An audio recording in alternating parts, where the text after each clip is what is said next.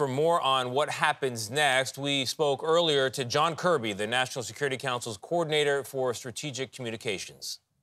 Admiral Kirby, thank you very much for being here.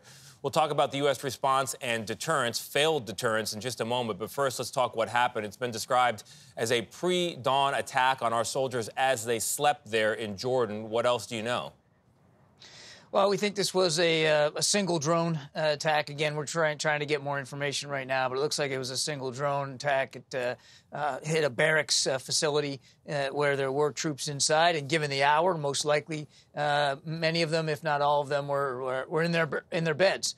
We're making sure we're getting the medical care that they need, particularly for those that need to be evacuated off-site.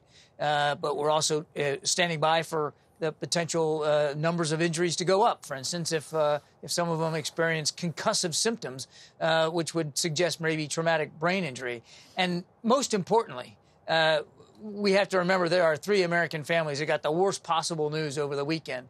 And we got to make sure that they and their loved ones, the loved ones of those who were killed, those 3, know that they're going to get all the support that they need.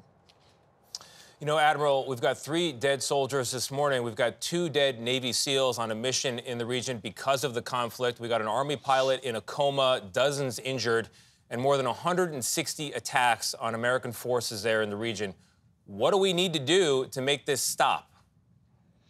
We need to continue to make sure that we have, first and foremost, the force posture in place in the region, the military capabilities to defend our troops and our facilities, and to make it clear that these attacks are not acceptable. The president has added force capability to the Middle East. I don't have any force posture changes to announce today, but I can assure you that he'll make the decisions as commander-in-chief as appropriate to make sure we can continue to defend ourselves. I want to follow up on this question of Iran and Iran-backed. There's no confusion from the White House's point of view about who is ultimately responsible for this, and that is the country of Iran. They're not hitting proxies of ours. They're hitting us. Are we going to hit them at last? Again, I'm simply not going to get ahead of the president's decision space. We're not looking for a war with Iran. We're not looking for a conflict broader in the region. We're doing everything we can to try to take the tensions down. We will make the right decisions, the appropriate decisions to defend ourselves, our troops, and our facilities. But again, that decision rests with the commander-in-chief, and I'm not going to get ahead of where he is. Admiral, respectfully, I know we're not looking for a war with Iran, but with 3 dead soldiers this morning, are we not already in one? I would tell you that we are certainly mindful of the destabilizing behavior and actions of Iran and the way they support these groups, these militia groups in Iraq and Syria, Hamas, Hezbollah, the maritime attacks that they're permitting by the Houthis. We're mindful of the destabilizing behavior and the influence that they have in the region. Again, I'm not going to get ahead of the president and what he might decide or might not decide.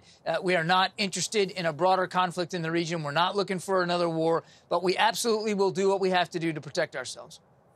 Admiral Kirby, thank you very much. Our thoughts, as yours are with the families of those 3 fallen U.S. service members. Thank you very much this morning. Yes, indeed. Thank you.